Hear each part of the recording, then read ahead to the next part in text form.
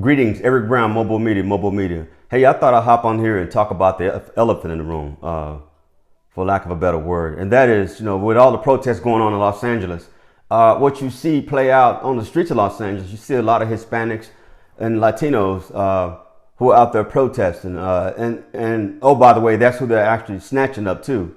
It seems like ISIS is going around and truly targeting them, which is boggling. It's mind-boggling to me. But what I want to talk about is the fact that sometimes the struggles of the Hispanic community and the struggles of the Black community, sometimes they don't align. And what I mean by that is sometimes, their struggle is not always our struggle is not always their struggle, We as African Americans or Black people, we've had to struggle for a long time. We had to take the brunt of brunt of America coming down on us for trying to just be treated as a human beings, back in the 50s and 60s, the civil rights era, so on and so forth. Even before that time, we had Blacks that were actually trying to make a way and stand up for themselves. But it was on the backs of African Americans that you had a lot of civil rights legislation passed. And so it was us that really truly kicked in the doors for a lot of immigrants to come in, a lot of other folks who wanted a piece of the American dream. And you can't blame them. So the struggles right now between our community and the Hispanic community is a bit different. I mean, right now, what they're facing is the onslaught of Trump's whole, President Trump's whole immigration agenda, and they're basically using law. They're using law. And I'll be honest with you, as an African American myself, I can attest to the fact that we as Black people, we've always had to, always had to stand behind law, rely on law when it comes to being treated fairly and try to get the same education kids up through the Supreme Court and, those sorts of things. And so we've always had to use the law to our advantage to let the rest of the America know that in accordance with their laws, we were human beings and we were afforded the same opportunities and fair treatment as they were. But with this one, with the immigration, the law is pretty clear as far as immigrants coming over and being illegal and you can be deported. I'll be honest with you on this one. This is a very sensitive subject. I don't like what I see playing out on TV in front of me. I understand that, laws you have to abide by laws. Laws were created for a reason. And if you break those laws, there are consequences. I get it. But I think the way they're targeting the Hispanic community right now, it's not there. Initially, they said they were going to, target, those folks who had these horrendous crimes or criminal records. But they're literally snatching up fathers and mothers and kids and just everybody, man. I'm seeing this stuff play out. It's heart-wrenching. Like I said, I do understand the immigration enforcement, that part of it. I just think there's a better way of doing it, and I think that's where due process comes into play, where our own president said he doesn't necessarily know if everybody has due process. He said it just depends on the situation, which is odd to me. But the African American community, I can tell you right now, it's gut wrenching for a lot of us to sit back and watch what's going on. And I see a lot of the YouTube clips and some of the Facebook posts. There are folks out there that are actually kind of celebrating this stuff and putting it back in your face, saying "I told you so," and deport all of y'all, blah blah blah blah blah blah blah. If you're illegal, get out of here, blah blah blah. I get it. I get why they are throwing darts at you. But my thing is, you tearing apart families. America has always been a place, they've always asked the immigrants to come to America. America opens everybody with open arms. That's what the hell Statue of Liberty was for when a lot of European immigrants was coming over. It was a land of opportunity and they actually promoted folks to come on over here. And let me tell you, the Hispanic community are not the only immigrants in this country. They are not the only immigrants in this country. And I don't know why they're the ones being targeted so much. Maybe it's because we border Mexico and there are quite a few immigrants that come from Mexico. But let me tell you, there are a lot of immigrants from other countries in the U.S. And one thing I don't hear anybody talk about are immigrants from Europe, the European immigrants. And there are a lot of European immigrants. A lot of Europeans are here illegally. You know what I'm saying? You can point the finger at the brown folks, black and brown. But, man, there's a lot of folks from, Caucasian type countries that are immigrants. I don't see that stuff playing out. Them snatching up and separating families. But the way they're doing it right now is unbelievable. Like I said, it's being a black man in the African American community. I don't like what I see play out on TV. But at the same time, these folks are using law. And as African Americans, we've always had to stand behind law throughout our struggles and actually use law as our struggle oftentimes. But law has always had to be, we've had to do our research and make sure we're coming at things from a legal perspective, because that they would always try to throw it in our face. And when they couldn't throw the law in our face, they would change the law. You can see that with the voting laws back in the day. And even today, they're changing voting laws to try to restrict voting and things like that. But that's a whole nother subject. Like I said, the Hispanic community and the Black community, we have struggles. We do have struggles. We've had struggles for a long time. Our struggles are different. In some instances, they are the same. We do come across the same racist, vile stuff in America. But at the same time, I can tell you right now, those racists look at us a little different too. You know, they probably wish all of us are gone, but they look at things a little different as far as Black Americans and the Hispanic community. For one, with Black Americans, they know that we are dug in deep. We're entrenched. We've been doing this thing for a long time. We've been out in the streets. We've been out protesting and getting beaten and water hosed down and bit by dogs. We done done it. You know what I'm saying? So they know that we ain't no punks either. Real talk. And so I'm not saying that the Hispanic community are punks, but they're coming after y'all and using the law to do it. That's what they're using. And they're some folks are saying, what about compassion? What about heart? These folks don't give a damn about compassion and heart. They're using the law against you. And the law says if you're an immigrant, you can be deported, and that's what they're doing. But we need to be paying attention to what's going on, because at some point, I know right now our struggles don't align all the time, but here in the very near future, I think our struggles, we're going to have some similar struggles here, particularly when they really unleash the full weight of the military out into the American public, and when they truly start doing things to really have an impact on our day-to-day living and how we take care of our families. Again, I don't like what I'm seeing playing out on TV. My heart goes out to the Hispanic community. I know there, in the protests, I see there are a couple of African Americans out there. I see them out there, you know what I'm saying? But for the most part, you don't see a lot of other races out there. You see the Hispanic community out there fighting a good fight. And so, and as they should, but I'll be honest with you, and any other black person watching this video, y'all know what I'm talking about when I say it's almost like we're sitting back resting and waiting up and get ready to get into some craziness. I can tell you right now, we're not going to be off the table. We're going to be on the table here soon, next, whatever. It's coming. So let's just rest up now and get our minds together and try to focus on how we are gonna organize when the shit does hit the fan for us, because it's gonna hit the fan. I mean, it's gonna happen. You know what I'm saying? And like I said, we know how to rise up. And the only bad thing about that is when we rise up is when they're truly gonna stick the military on it, because they fear a black planet for one. And so when we get out there, man, they really are gonna. They're gonna bring probably hell fighter jets flying over when we get out the streets. You know what I'm saying? Like we've been doing it. Like I said, we done it, and we'll continue to do it. And I'm not saying we won't get out there and protest with the Hispanic community. That's not what I'm saying.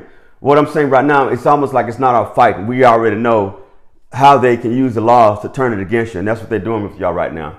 We've had that done this on many occasions. Like I mentioned before, the voting laws to restrict voting, and so they tried to flip that stuff around, and we got smart and we went to the Supreme Court. And so literally we had to get educated on the way they think. I'll be honest with you. You have to be educated on the way they think.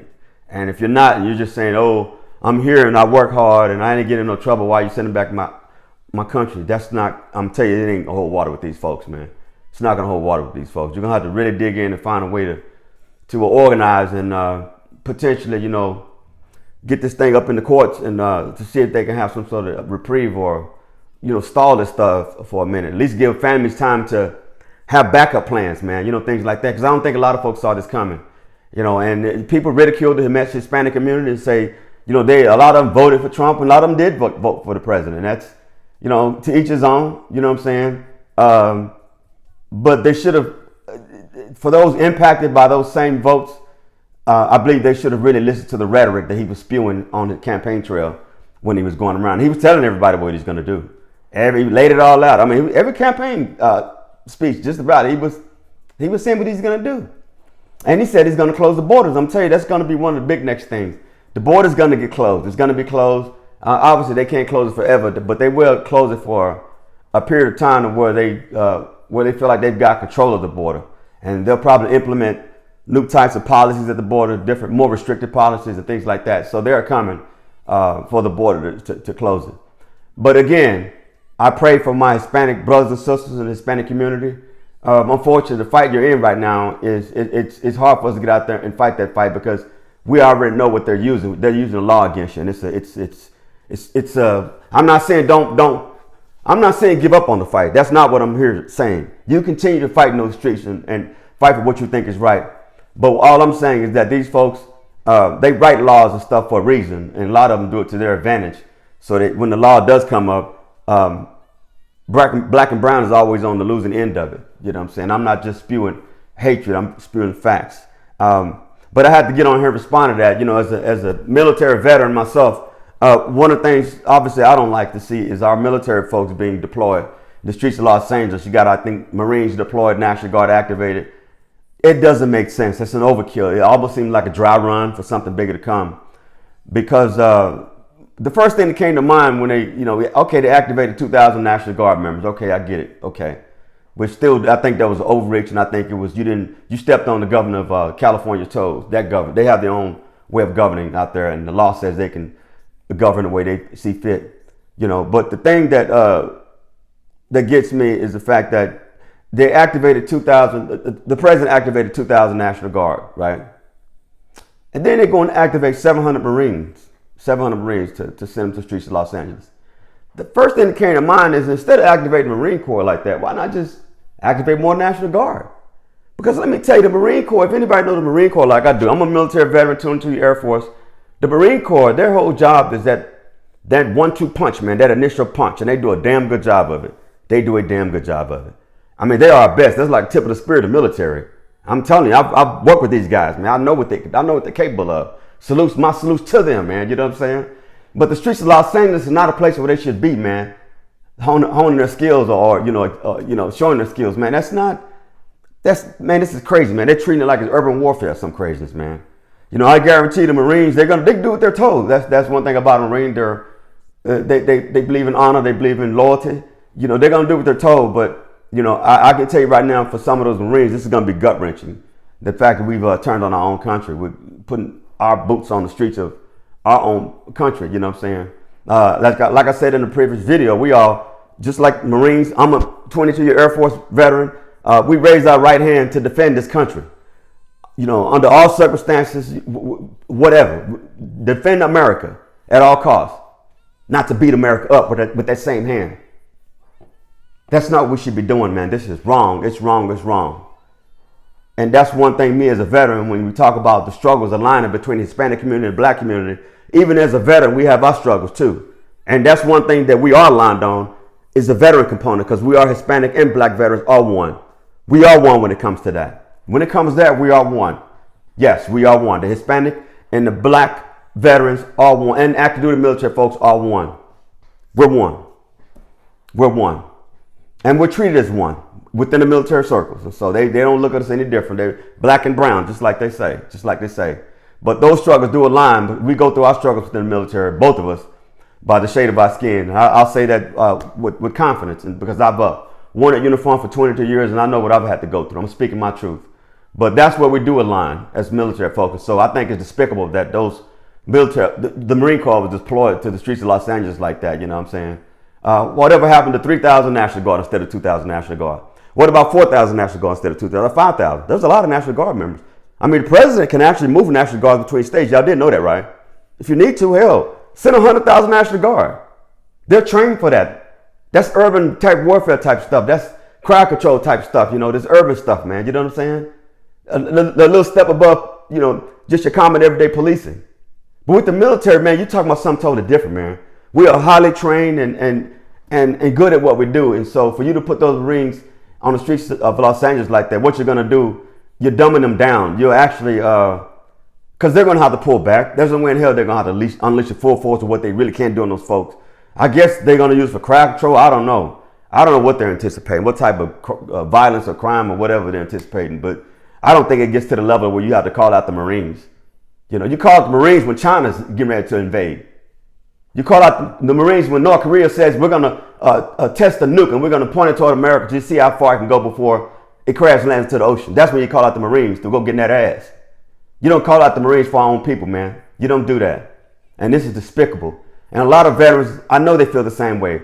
I'm Master Sergeant Eric Brown, 22-year Air Force retired veteran. And what is happening on the streets of Los Angeles is despicable. It is despicable. Our military folks should not be used for something like that. And it's unfortunate that our military leadership has pretty much had their hands tied too. And I know they're screaming to the top of their lungs just like I am, but probably internally. Because I know they can't speak out. But I ask those folks in uniform, those military leaders that wear the uniform right now, do what you can when you can. Do what you can when you can. I know it's tough. I know this thing was set up to where it limited all of y'all's powers. And they put a guy over y'all, Pete Heck, said that damn sure is going to limit your powers. But you do have a responsibility as a public servant. You do have a responsibility as a public servant. Let me repeat that. You do have a responsibility as a public servant, because that's what the military is. They're public servants. They serve America. They serve America's interests abroad. When we go to war, to combat, not in the streets to police up some protesters who are upset because families are being torn apart. That's not what you send Marines for. But yeah, man, with that, I'm gonna end this, and I will say that for the Hispanic community, again, we are with you. We see you, but unfortunately, this fight is one we know where it's heading. They laid the groundwork for this long time ago. And I ask my brothers and sisters, African American brothers and sisters, please, tone down the rhetoric on, oh, I told you so, fuck around and find out, that's what you get your voter from. Kind of tone that down, man, because I'm gonna tell you, man, at the end of the day, man, if you don't have a compassionate heart by what you see with families being torn apart, if you don't have a compassionate heart by what you see with families being torn apart, something is wrong with you. Something is wrong with you. And I understand some of y'all lean on the law. Well, that's the law. Well, I get it. But what about the integrity of the family? Do y'all understand how hard it is to maintain the integrity of the family? And when you do have a solid and good family, a solid structured family, it's something to be idolized and not something to be torn apart. And a lot of these folks did have just regular American guys that made their way across the border and came up, got the kids in the school, got jobs and start having a decent life and livelihood. That's what America told them to do. For years we promoted that. Come on to America. Come, the land of the free, the home of the brave. You know what I'm saying? Come for the American dream. Come get a piece of the apple pie. Come get a piece of the apple pie. And now they're trying to choke people with that same fucking piece of apple pie. With that, this is Eric Brown, MOBO-Media. Y'all take care. Let's pray for our folks in uniform on the streets of Los Angeles and for our Hispanic community. Bye-bye.